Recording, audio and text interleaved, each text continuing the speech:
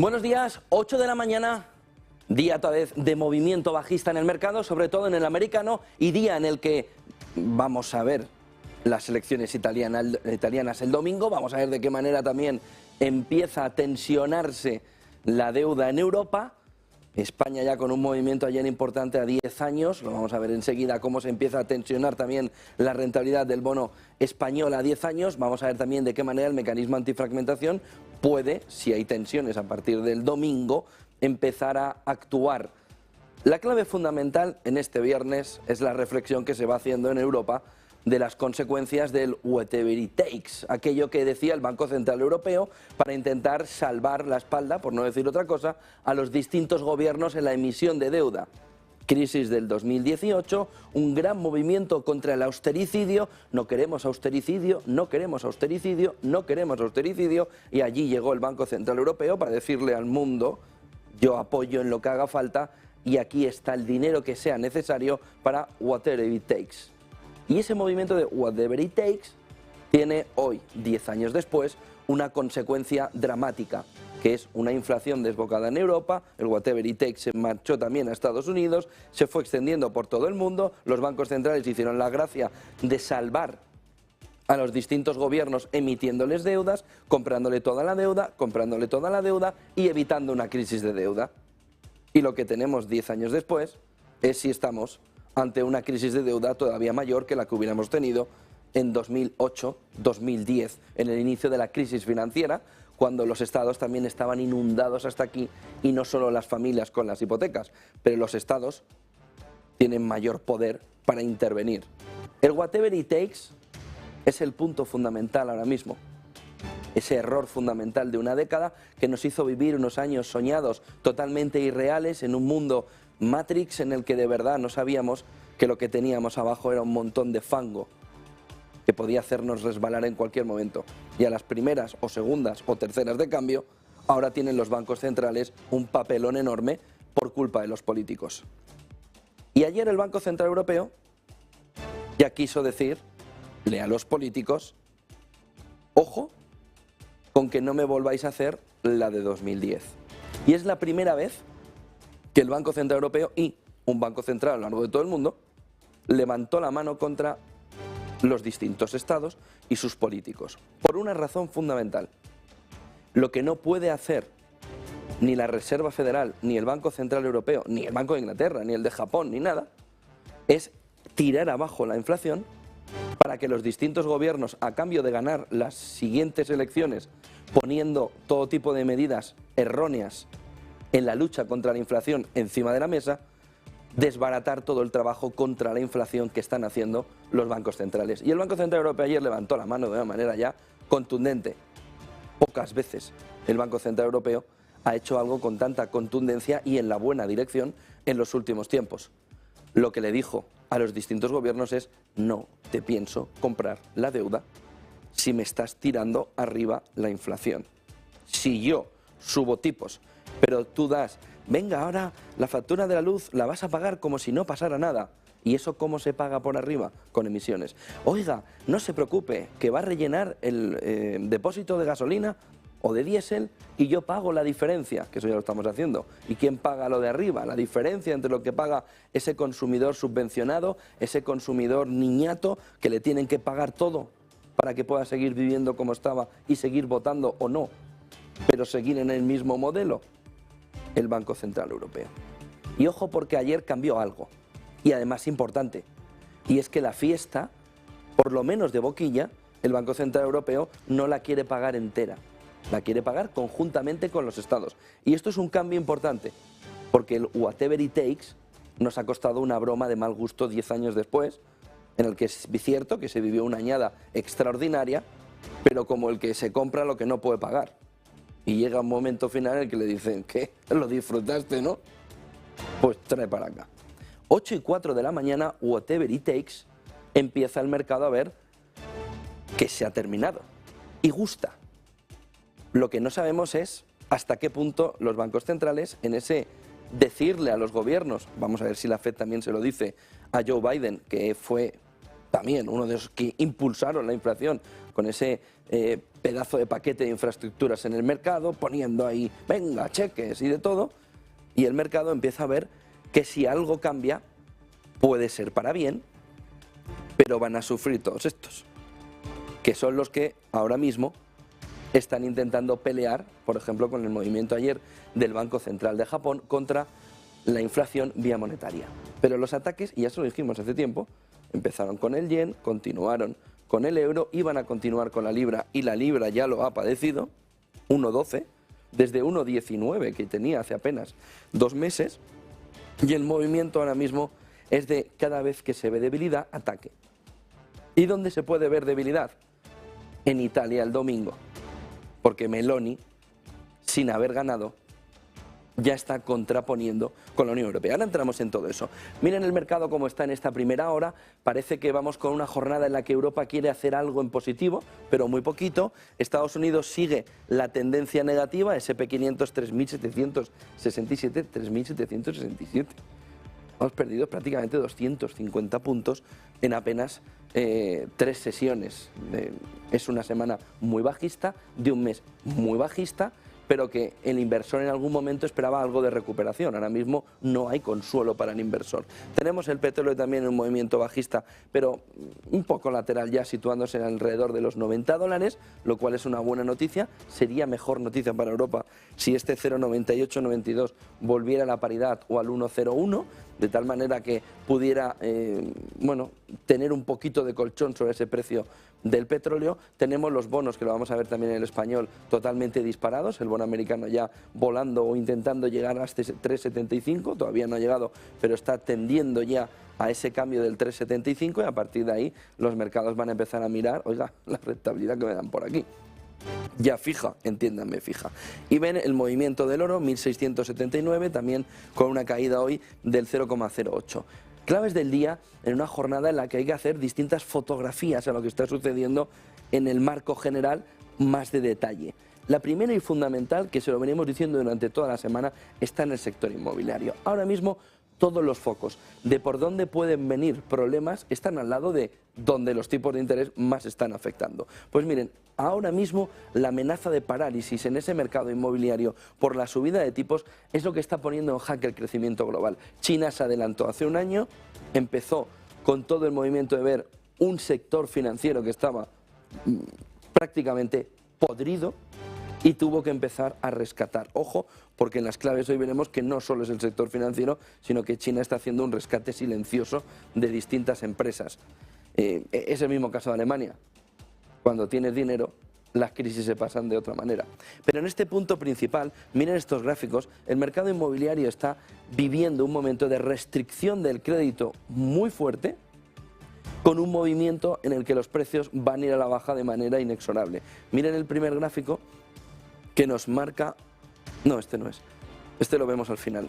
El primer gráfico de este punto 1 que nos marca las condiciones financieras y sobre todo de qué manera se están comportando en este momento. Si lo comparamos desde 1988, para tener una fotografía clara de cómo las condiciones financieras están empeorando, están dificultando, estaríamos ya, por supuesto, en un momento anterior al tiempo del coronavirus y volando no a la crisis financiera del 2008, donde los tipos estaban todavía más altos que ahora, sino yendo al inicio del siglo, al 2000, donde justo en el momento anterior al estallido de la crisis financiera, esas condiciones financieras estaban elevadas. Caminamos hacia ello, probablemente lleguemos a ello, pero el movimiento de subida de esas condiciones financieras, miren este movimiento más en parabólica, más vertical, es diferente al movimiento que se vio, que aquí fue entre el 98 y el 2002, en un movimiento de empeoramiento de las condiciones financieras, sobre todo por la crisis.com. Aquí ha sido inmediato, ha sido como si fuese una recuperación del coronavirus, pero entendiéndolo como condiciones financieras empeorando, mucho peor que las que vimos en el 98-2002. Por lo que, primer vistazo a cómo todo se está dificultando, no solo el mercado inmobiliario, sino que este índice de Goldman Sachs lo que nos apunta es nuevos proyectos que se tienen que frenar porque las condiciones han empeorado en materia energética, en materia alimentaria, en materia de semiconductores.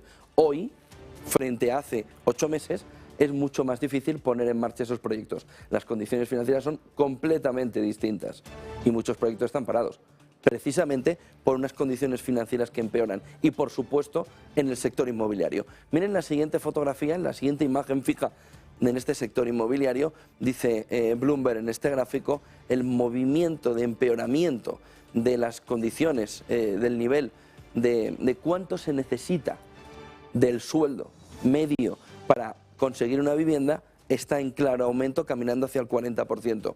Y aquí, que nos está gustando mucho comparar últimamente con la crisis del petróleo de los 70 y con el inicio de los 80, vemos como hemos dejado una necesidad del 20% de sueldo que teníamos durante esta famosa década de los años felices, que nos dieron los bancos centrales, a cambio de la manzanita, de morderla.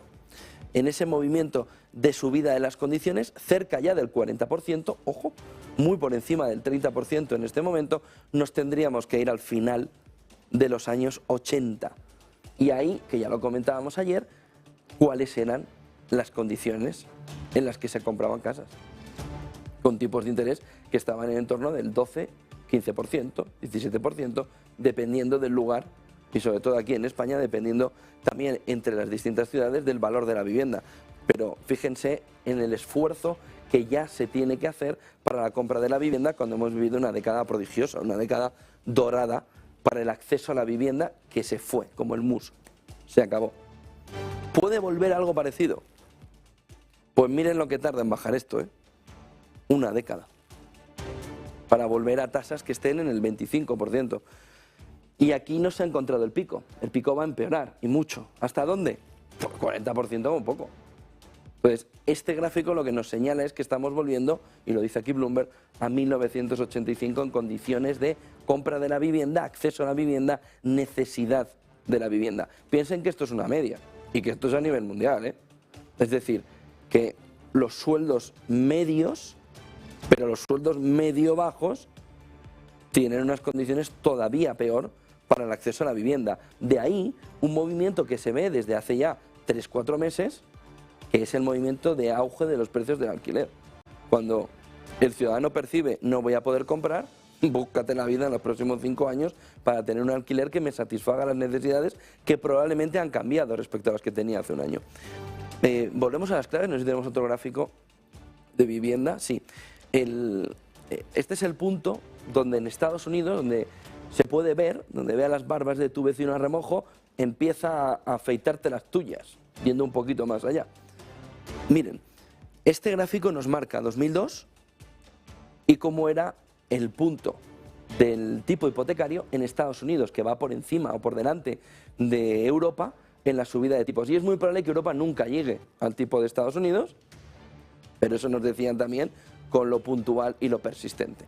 La realidad es que Estados Unidos, que va por encima y que es muy probable que Europa no llegue, tiene ya los tipos cerca del 6,5. Oiga, el 6,5 no es ninguna broma, El 6,5 significa que esta famosa década prodigiosa de los bancos centrales dando el dinero prácticamente gratis, o más que gratis, se olvidó. Miren el subidón que tenemos ahora mismo de tasas hipotecarias en Estados Unidos. En Europa está prácticamente igual. La diferencia de Europa es que para aquí, o aquí. Lo que pasa es que venía de aquí, nuestro suelo estaba más abajo. Y se para en el 3% ahora mismo, el Euribor. Pero déjenle camino. Ese 6,5 se nos marcha aquí. Se nos marcha a 2008. Justo antes de la crisis financiera. Por lo que, ¿qué sucedió a partir de 2008? Unas condiciones de financiación mucho más complicadas por la crisis, sobre todo de Lehman Brothers, pero que venía provocado por el sector financiero, y en este momento, comparado con el nuestro de ahora, lo que se vivió es un movimiento en el que ahí se empezó a relajar por la crisis. Entonces, el momento actual es de saber cuál es el pico, porque no ha llegado. Y el momento actual es de empezar a darnos cuenta que esto pasó, que ahora mismo no hay perspectiva de que pueda volver y que vamos a un camino de condiciones financieras en el que el sector inmobiliario es el principal afectado. Luego tendremos todos los proyectos de renovables, todos los proyectos de alimentación, todos los proyectos y la inversión de ella y las condiciones que han empeorado. Pero el primero y principal es el sector financiero. Segunda clave del día, una vez visto el foco, cómo lo está sufriendo el sector financiero, Europa, y aquí empieza la broma del día, estudia un tope al petróleo ruso porque el G7 ya lo ha acordado. G7 lo acuerda, Europa con varios países en el G7 y con von der Leyen yendo a esas reuniones, lo lleva al conjunto de Europa y ahora ya quiere aplicar el tope. Ya saben que es el término de la segunda temporada. ¿Qué sucede a partir del tope? Pues sucede que Europa es como si le cogiera a un cirujano y cortara así. Lo que está es agrietándose completamente Europa por una cuestión clave. Un error táctico fundamental del pasado domingo, cuando Europa sale a quitarle 7.500 millones de euros concedidos a Hungría y le dice al resto de socios, pero decídanlo ustedes en la próxima reunión de líderes. Los 7.500 millones de euros que Hungría necesita como el agua para poder seguir haciendo reformas y sobre todo para poder mantener servicios esenciales, son porque a Europa no le gusta cómo elige a los jueces. Miren a ver otro país donde no se eligen a los jueces. Y porque a Europa no le gusta cómo da el dinero, el modelo en el que se reparte de licitación ese dinero a nivel interno en Hungría. De tal manera que abre dos frentes, el de Polonia, que ya lo tiene abierto, precisamente uno de los más afectados por toda la guerra de Ucrania por oponerse a Rusia, y el de Hungría, que a regañadientes se ha opuesto a Rusia porque tiene la entrada del petróleo. Pero ayer pasa algo diferente a lo que había sucedido, y es que Hungría dice, lo someteré a votación, y ya está, en lo que salga. Y Hungría tiene algo que a von der Leyen no le gusta, pero que en democracia a veces es normal, que es el veto. Esto que tanto también le gusta a Europa. El veto a decir que no quiere el tope al petróleo ruso. Y ahí, de repente, se le añadieron ayer Grecia y Chipre, que sin decir que quieren vetar, dicen que, que se oponen de entrada. Hasta ahí la jugada de Hungría, el movimiento de Bruselas del domingo, deja la situación algo como estaba. No hay problema, le presionaremos, le presionaremos, le presionaremos y lo conseguiremos. Hasta que llega Giorgia Meloni, que no se lleva precisamente bien con Víctor Orbán, pero que está un poco cansada de ese movimiento europeo. Y ayer aparece, elecciones son el domingo, Meloni todo parece indicar que va a ganar y gobernar, pero vamos a ver el domingo qué pasa, si al final de verdad gana y gobierna. Y Meloni dice, la Comisión Europea, Europa está empujando a países de Europa del Este como Hungría hacia Rusia. Y dice, lo que no podemos es hacer la desunión europea. Lo que no podemos es trocear Europa, dividirla, pelearnos entre nosotros en un momento en el que además necesitas el apoyo. Meloni, el domingo, si gana y además gobierna, si tiene la tentación, que ahora mismo la tiene, de ponerse en el lado húngaro, griego y chipriota, von der Leyen tiene un problemón. Primero, porque ya no hay fuerza de coerción democrática para que Hungría no vote, o para que Hungría no se oponga, perdón.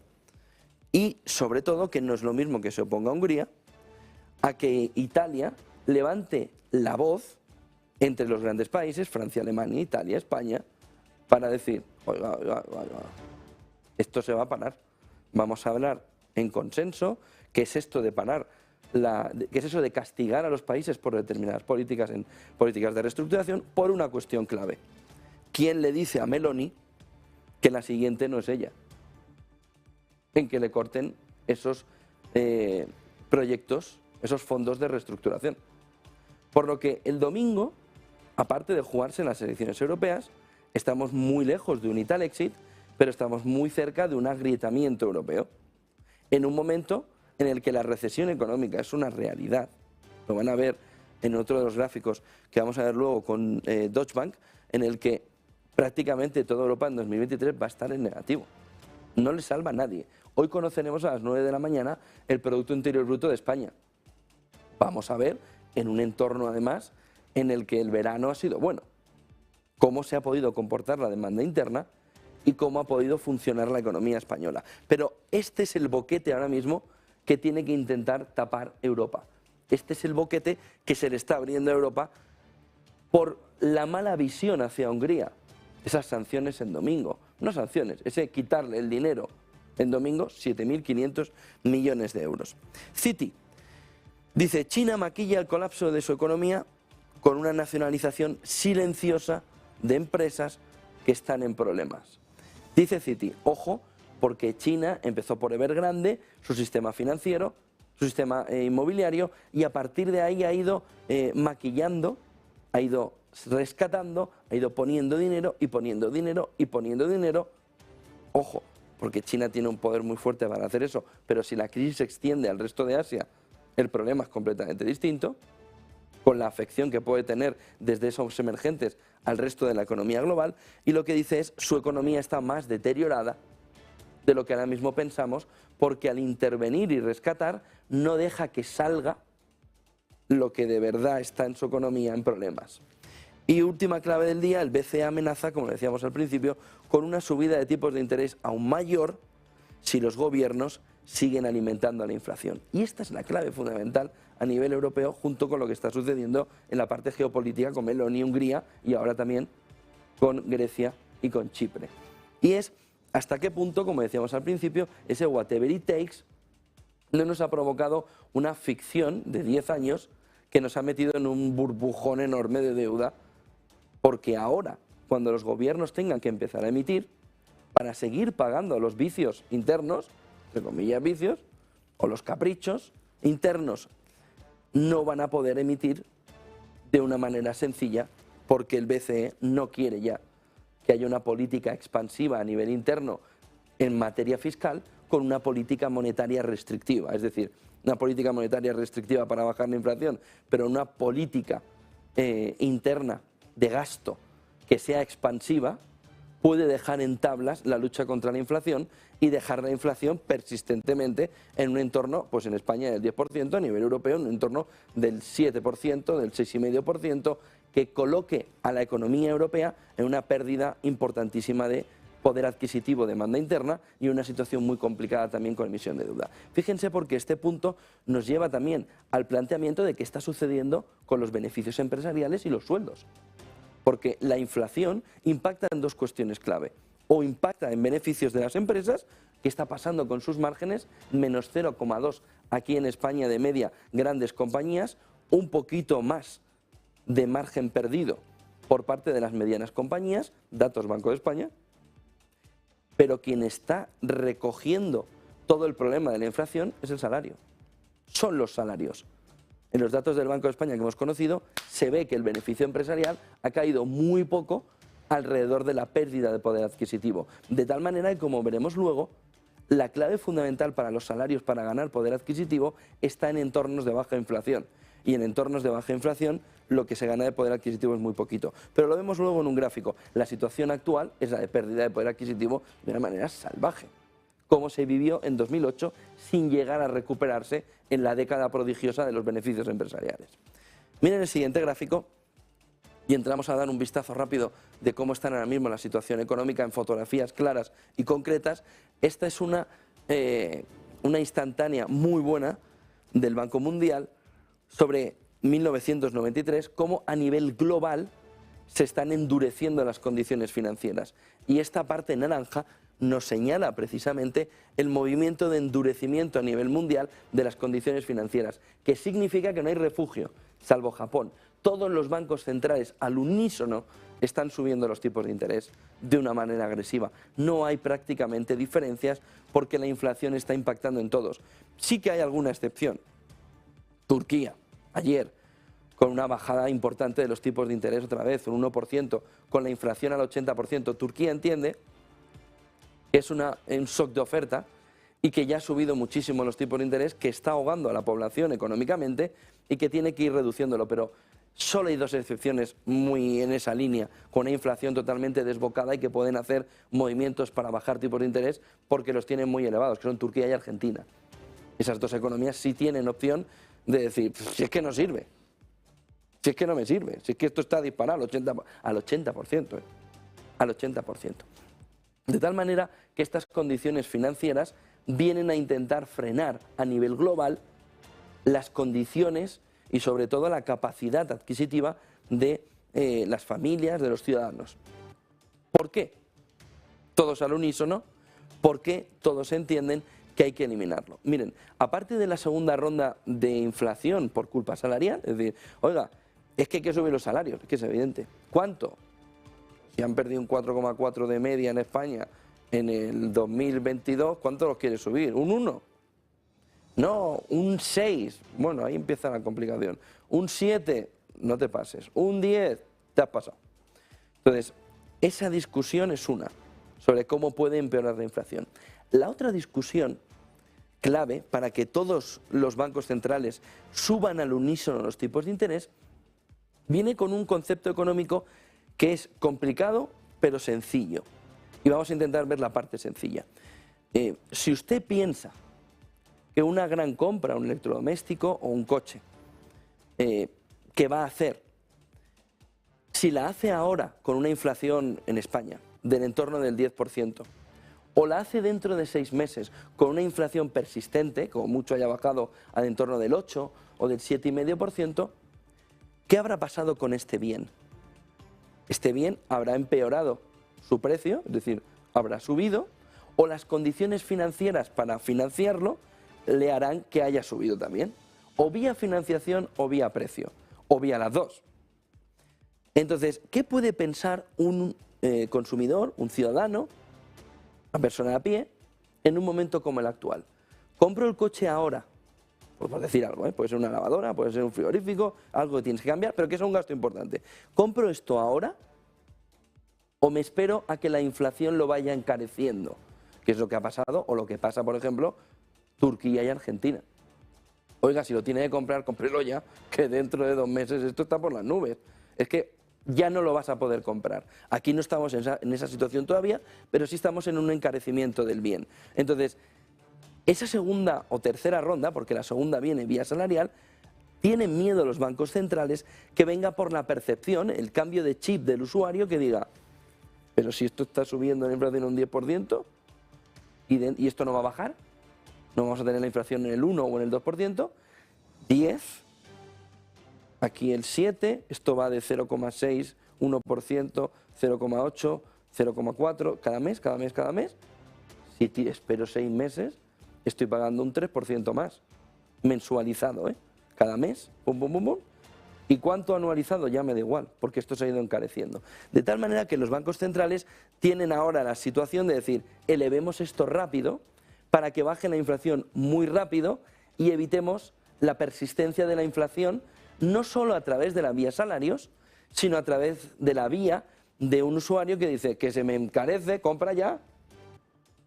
Caso concretísimo, que no hace falta irse a un coche, comprarse un ordenador, en este caso un Mac, en el que comprarlo hace unos meses era 500 euros más barato, es verdad que ha afectado tipo de cambio, más inflación, más transporte, ha convertido en un móvil gama alta de Apple en 2.000 euros, cuando lo era de 1.400. Oiga, yo a esto ya no llego, si hubiera comprado, aquí sí.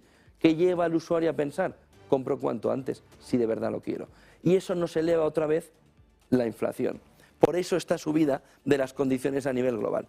Miren el siguiente gráfico que nos marca esta mañana, en este gráfico de Deutsche Bank, que en Europa, económicamente y en crecimiento, hoy veremos a las 9 el Producto Interior Bruto español, está todo podrido. La realidad es que estamos viviendo los últimos tallitos verdes que tiene la economía, los últimos, aunque nos lo quieran esconder. Deutsche Bank dice que para el año que viene el movimiento de la economía de la zona euro será un menos 2,2. Un menos 2,2. Teniendo en esta franja central destacada a la economía alemana, que pasará de un crecimiento del 1% a un crecimiento del menos 3,5%. del menos 3,5%.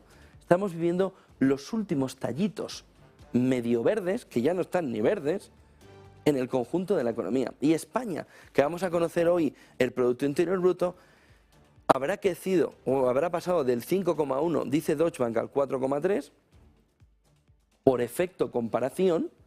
Ya verán como el crecimiento mensual no tiene ese vigor. Bueno, este mes puede tener una sorpresa positiva en cuanto a vigor de crecimiento, precisamente por el verano, pero el vigor de la economía española se frena, sobre todo en tasas mensuales, hasta llegar a una caída del 1% y la entrada en recesión, en el entorno de ese 1% que dice Deutsche Bank. ¿Qué pasa en Italia? Pues junto con Alemania conforman el golpe más fuerte energético y dice Deutsche Bank su economía se va al menos 1,8 desde el 3,2.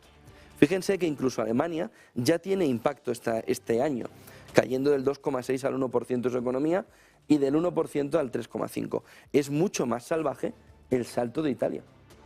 Italia pasa del 3,2%, al menos 1,8. Y en comparación, en cómo lo va a sentir la ciudadanía si estos datos se confirman, también es mucho más salvaje la diferencia entre este 4,3 de España en positivo a ese 1% del año que viene. De tal manera que los datos de Deutsche Bank lo que nos señalan es que la economía europea ya está agrietándose de una manera muy severa. Estamos prácticamente en octubre, prácticamente nos va a quedar un último trimestre para sufrir en números, en datos económicos, y a partir de ahí el 23 es caos, en el sentido numérico, en el sentido de cómo también esto que ha beneficiado este año, la comparación, el año que viene no lo salva nadie. Miren el siguiente gráfico que nos marca esta mañana lo que les comentaba antes. Esta inflación y negociación salarial en la eurozona. No pone que es un gráfico del Confidencial, pero yo entiendo que es un gráfico del Confidencial por quien me lo mandó ayer. Entonces entiendo que es un gráfico del Confidencial, con datos del Banco Central Europeo y de Eurostat. Dice, supuestamente el Confidencial, porque por quien me lo manda entiendo que es el Confidencial, pero no lo pone, que la inflación y la negociación salarial, la negociación de los salarios en la eurozona y esa comparación interanual. Miren, 2000-2022, aquí pagan los mismos siempre, que son los trabajadores. Primera conclusión rápida y sin ver el gráfico, pero habiendo visto el gráfico antes. Aquí pagan siempre los trabajadores. Beneficio empresarial, como les decía antes, Banco de España, menos 0,2, caída del poder adquisitivo, menos 4,4. Pero, miren, inflación 2022, aquí está, más 8%, siendo suave. Subida de los salarios negociadas en el momento actual. El pico, que ahora está ya disminuyendo, en el entorno del 3%. Ya están las voces de se os está yendo la mano con la subida de los salarios. Fíjense el gap, incluso con la subida media negociada, es decir, que hay mucha gente por debajo que se le está subiendo el sueldo en el entorno del 1% de cara a 2023, en el que todo este gap es pérdida de poder adquisitivo. Todo. ¿Qué pasa cuando hay periodos de inflación alta? Y por eso coge este gráfico hasta el 2000. Cuando hay una inflación elevada, se pierde el poder adquisitivo. Se pierde en el 2008, en la subida desde el 7 al 8, se pierde en el momento de recuperación de la economía después de la crisis financiera en 2012. Ven aquí como este gap nos marca también una pérdida de poder adquisitivo, nada comparable a esa. Y fíjense, porque en periodos de inflación muy baja, lo que sí que se consigue es recuperar parte del poder adquisitivo pasado. Inflación muy baja, pero mantenimiento más o menos de la subida salarial negociada en el entorno del 1,5-2%, que es más o menos la media de la subida salarial en España pactada entre sindicatos y patronal. De tal manera que este gráfico lo que nos dice es tiempos de inflación elevada, pérdida de poder adquisitivo por las subidas salariales que no están ni en el tercio de la subida de la inflación. Aquí aún estaba un poco más controlado y solo se empieza a recuperar ese poder adquisitivo con una inflación muy baja. Una de las conclusiones es que si vamos a un periodo de inflación bastante largo, alta, ¿cuál puede ser la pérdida de poder adquisitivo general de los salarios a largo plazo, no en el impacto de ahora, que es evidente, sino en un periodo largo de inflación elevada. ¿Qué podemos decir que es inflación elevada? ¿5%? ¿4%? ¿3%? Aquí ya tenemos ejemplos. En el entorno del 3%, entre el 3 y el 4%, los trabajadores siguen perdiendo poder adquisitivo. Aquí se ve muy claro en 2008. En el entorno del 2%, entre el 2 y el 2,5%, los trabajadores empiezan a ganar poder adquisitivo. Es decir, si la inflación se quedara entre el 2 y el 2,5%, cosa que ahora mismo parece complicada, los trabajadores empezarían a recuperar poder adquisitivo frente a la inflación. Si la inflación el Banco Central Europeo no consigue tirarla abajo, más abajo del 3%, los trabajadores tienen un periodo, según los gráficos, a medio plazo de pérdida de poder adquisitivo continua. Y eso sí es un problema a nivel país.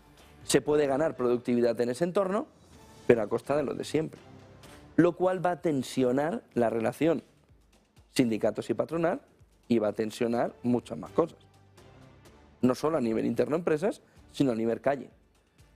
Porque este movimiento mantenido durante 5 años después de una pérdida de poder adquisitivo muy fuerte, es decir, un impacto inicial muy fuerte, continuado de una pérdida de poder adquisitivo continua en 4, 5, 6 años, no se olviden, esto es lo que nos puede pasar, que esto no es como el coronavirus que cae y sale enseguida la economía, estamos en una crisis completamente distinta. A 4 o 5 años vista, la destrucción del poder adquisitivo para el trabajador es inadmisible, porque se puede ir a una pérdida de poder adquisitivo que esté en el entorno del 25%, a 4 o 5 años vista. Una pérdida de poder adquisitivo del 24, 25, 26% en entornos inflacionarios altos es una ruina. Es una ruina. Añádenle subida de tipos por la hipoteca, añádenle que no se termina de controlar el tema energético, etcétera, etcétera, gastos. La situación es muy complicada, pero hay una parte todavía más negativa. Y es que si los salarios suben a este nivel, que es donde sería más o menos lo deseable, esta inflación se dispara más. De tal manera que no hay alternativa. Se puede elegir un camino de inflaciones muy altas, no lo va a permitir el Banco Central Europeo, o se puede elegir un camino de pérdida de poder adquisitivo para recuperarla posteriormente. El problema es que lo de recuperar posteriormente es como otros ejemplos, como el que se casa y dice, pues se acabó la historia. Pues lo mismo. Esto es lo mismo. Oiga, que yo se lo devolveré, no se preocupe. Que claro que me preocupo. Este es otro de los puntos clave, porque ahora mismo la demanda interna está muy erosionada y solo falta que se erosione más. Hoy lo veremos en el dato del Producto Interior Bruto aquí en España a las 9 de la mañana. Miren el siguiente gráfico que nos señala, ya entrando más en mercados, qué está sucediendo en una fotografía rápida en la economía norteamericana. Miren, por un lado está el número de participantes que están reportando que la inflación tiene que ir más arriba, que los tipos de interés tienen que ir más arriba, porque los riesgos inflacionarios están aumentando, es decir, no solo no disminuyen, sino que el riesgo inflacionario aumenta por estos factores que les he comentado. Por un lado, por esos salarios que van a ir al alza y que van a empujar a la inflación. ¿Cuánto? Se verá. Por esa visión del consumidor de en un entorno inflacionario compro ya, como me espere encima se me encarece. Y la suma de criterios en un entorno inflacionario que llevan a adelantar la compra lleva a continuar con la inflación elevada. De ahí que fíjense el movimiento, no se veía desde 2012, que siempre ha sido muy plano, un riesgo inflacionario tan elevado en cuanto al número de miembros de la FED que consideran que el riesgo va en aumento. Si 17 ven que el riesgo de inflación va en aumento, atense los machos. Porque significa que en noviembre habrá subida de tipos, luego habrá subida de tipos, luego habrá subida de tipos y luego habrá subida de tipos. Hasta que este gráfico nos devuelva la percepción, aquí, que es Bullard, nos devuelva la percepción a un nivel que esté al menos por debajo de 5 miembros de la FED que ven que los riesgos inflacionarios han disminuido. Miren el siguiente gráfico, en esta mañana, además de que estamos viviendo la digestión de la intervención del yen en Japón, en este indicador de la curva de 2 años, mezclada con el SP500, que nos da una clara representación de que vamos camino de una recesión, y que es que no hay alternativa. se han negado a ver estas gráficas durante meses en la Reserva Federal, hasta que en la próxima reunión o en la siguiente nos saquen todas estas gráficas y nos digan, no, es verdad, sí. Y se queden tan anchos, que lo han hecho durante 1 año y medio. Esta gráfica del 2 años nos está marcando, del 2 años real contra el SP500, nos está marcando ese movimiento de menos 1,7, que es camino a la recesión, caminito a la recesión. Miren el siguiente gráfico, que nos señalan cómo el movimiento en el mercado norteamericano, vamos a ver si podemos ver el siguiente gráfico, que nos señala ese movimiento también de la moneda japonesa. Ahora preguntaremos a Eva cómo ha ido el día después o la digestión de esa intervención de la moneda japonesa, con ese movimiento que también anoche, a última hora, a la mañana japonesa, es decir, cuando en Europa nos estábamos yendo a dormir, Kishida estaba diciendo que había un ataque continuo y que no se podía consentir y que por tanto tenían que entrar a intervenir en esa cuestión económica con la moneda porque se estaba yendo de madre y que era un ataque continuo que tenían ellos totalmente visto. Bueno, esto se lo dijo Janet Yellen hace 5 meses y prefirió mirar para otro lado. Ha tenido que intervenir cuando la situación estaba mucho más complicada. Miren el siguiente gráfico, pero ese gráfico anterior es precioso. Precioso. Porque es la fotografía de una intervención. La anatomía de una intervención monetaria. Esto es una maravilla. ¿Cómo se interviene una moneda? Así. Esto es la anatomía de una intervención monetaria de una manera calcada. Calcada. Es preciosa esta imagen. Esto no se suele ver. Es una intervención muy agresiva después de un movimiento de caída muy fuerte.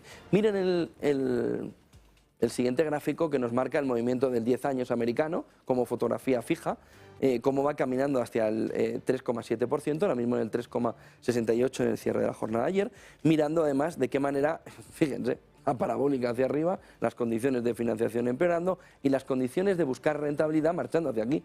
Antes o después, el inversor está esperando. ¿Dónde te paras? ¿Dónde te paras? ¿Dónde te paras? ¿Dónde te paras? Estás parado. Renta fija.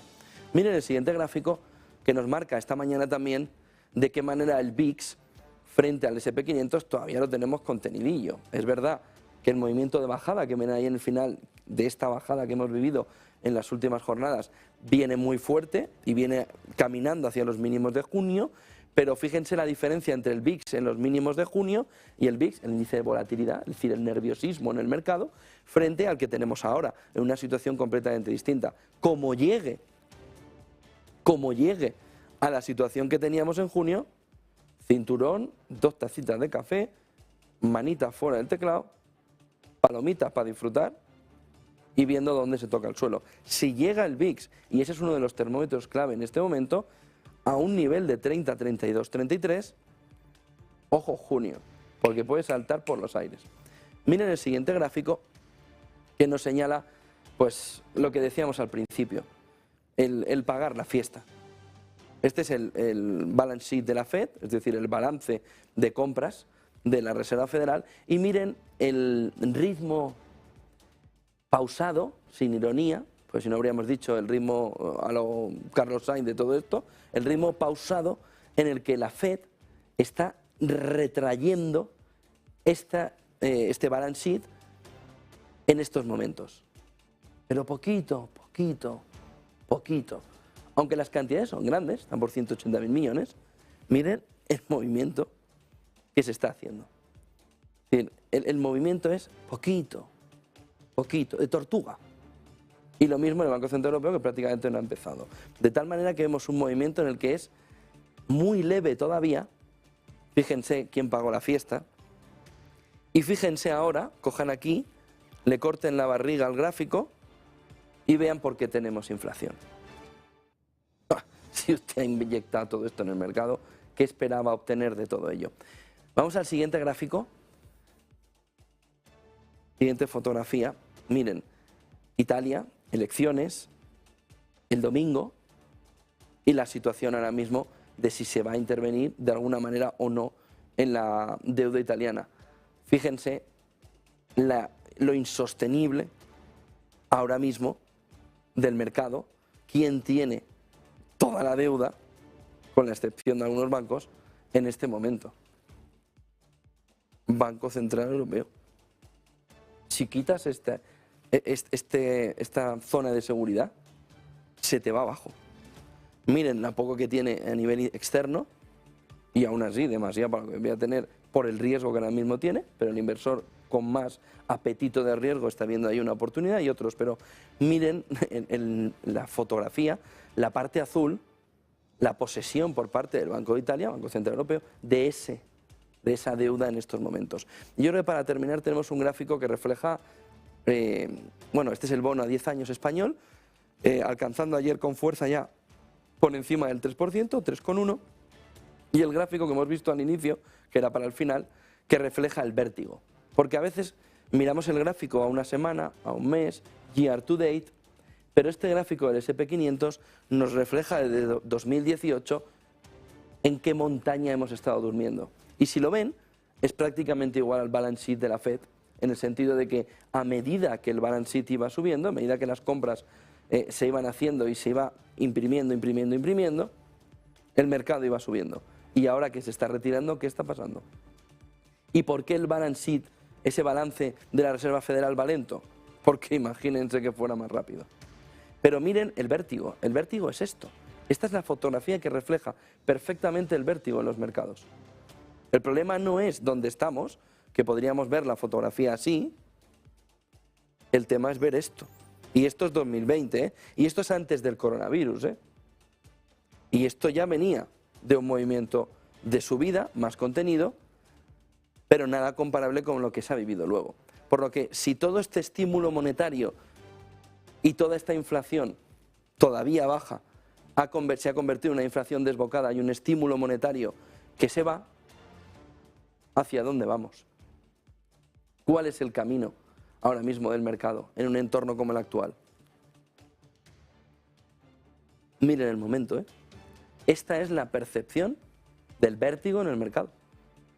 ¿Dónde está el suelo?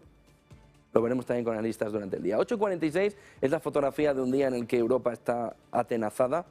Meloni, el domingo, elecciones en Italia. Orbán, Hungría, presionando. Chipre y Grecia, que se unen al clan, al club. Y Europa mirando a ver cómo topa el petróleo ruso. Mercados esta mañana, Eva Villanueva, como han venido en